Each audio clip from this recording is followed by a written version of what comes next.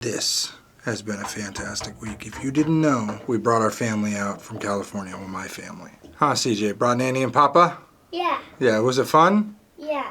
Did you like it? Yeah. He loved it. It's definitely a respite from the normal day-to-day drama. It's just beginning.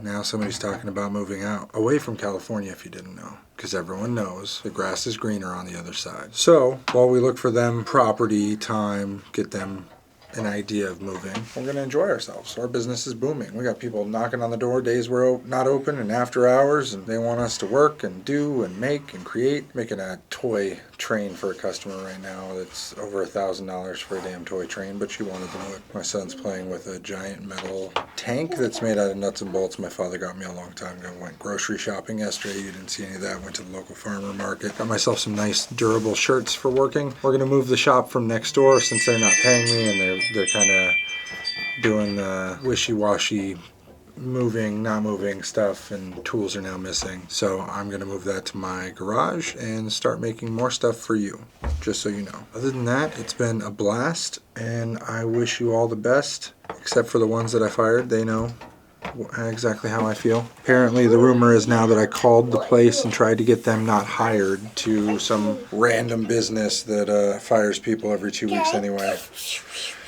Which is amazing. Like I give two shits. You can sabotage somebody else's business. They'll see you exactly for who you are. Or maybe you'll just man up and do better at your job that you're paid to do. Out of my hands though. So we got this soccer net from the garage sale for like $5 instead of buying one on Amazon for $200. I was like, my wife paid $50. I was like, I'll give you $5. I was like, okay. Then give me a free pair of cleats and a bunch of stuff. So now, turning my kids into soccer champions. Break a leg. Oh! For some reason, turning this with the grandparents into like some giant outdoor play park, as you can see. Right outside our house, apparently we got some crackhead on the wire. There's some dude climbing the radio tower, doing crazy shit. Bunch of cops detaining people. Random cops. Some random dude up there. Can't tell how far that is, but that's easy 100 foot adventures in Walmart. Let's see. 4% battery. I don't think I'm gonna be able to record in Walmart. 3 hours later. So there is a cart boy. I don't even know his name. I met him back in December when we moved here, and then I just saw him again, and apparently he had his mom come to the store, get a couple of repairs. It was really cool. I did not expect. He was like, oh, I saw your channel. Shout out to you, man. You're one of the first people I met in this town, and you've been cool. I just told him about how I booted everyone out of the Sacramento store. He was like, oh shit, I gotta watch that. I restocked the store. My entire restock is $500 for a month. And we've already cracked better from May 1st to May 22nd when I fired everybody at Love to Fix, or decided. We already beat them and doubled their income. That's crazy, right? Could you imagine a store that was doing $70,000 a month, then takes that big of a hit, and you start in a little podunk town, 100th of the size, not a 10th, not a 20th, not a 5th of the size, 100th of the size, and then go to town and make double what they make in the month with 4 employees, full-time employees. The next day. Well, we're getting to the airport right now. You guys enjoy your trip? Sure did. Yeah. What was the best part? Seeing the surprised look on their faces. Oh, yeah. The cool thing is we only live 120 miles away from the airport, so it's 2 hours. So it's very convenient to get where and when you want to get to where you're going. Okay, so 5 minutes from home. Just found out that either Andrew or somebody at the shop, well, Andrew's the one who pitched this, I'm gonna buy parts for this computer that was abandoned in December, and we're gonna resell it for $1,200. It never sold. But it turns out he bought the exact same parts that the customer had already dropped off, changed the invoice, made it seem like we invested $600 in parts, and now the parts are just missing. So the computer was there, and we're out $1,000 in parts. And the customer came back for their device 3 months after we charged them a storage fee. But yeah, it turns out that one of the techs stole all those new parts. Well, I am gonna say, leaving for 4 or 5 days definitely hurts the business. We were jam-packed the few days before I left. Now we're trickling, you know, but totally normal. We just need to build up that momentum again. That's worth it, saving every penny. and the look on those people's faces when they got fired. The one surprise, and I'll give you guys a breakdown, I moved the entire workshop from next door because I was spending way too much time after hours next door instead of at home where I could eat and play with my kids and still make stuff. So I decided to just move it next to my house. Need to change up where the insurance goes, but other than that, it should be fine.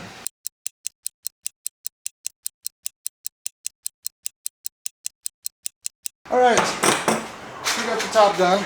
Now I just need to get the bottom part done, which is like another 12 screws, and then the extensions, which is another 12 screws. But I gotta charge my phone. Okay, so it's raining on Thursday. My wife leaves tomorrow. It's raining and I just emptied the cardboard. Wood, after 6 months, is starting to really get weathered. Seems like the moment I get busy, everyone wants my attention.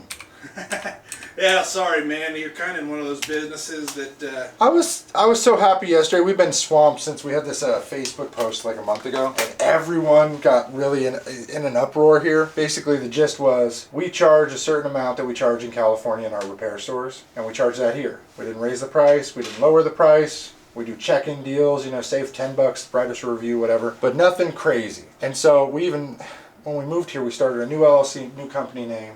Didn't want to be like directly affiliated with that company and then deal with California taxes anymore. Yeah. And so I was like, okay, you know what? I'm just going to make a post about how I'm hearing these stories that people are getting charged double what I charge in California. And it's a lot for certain repairs.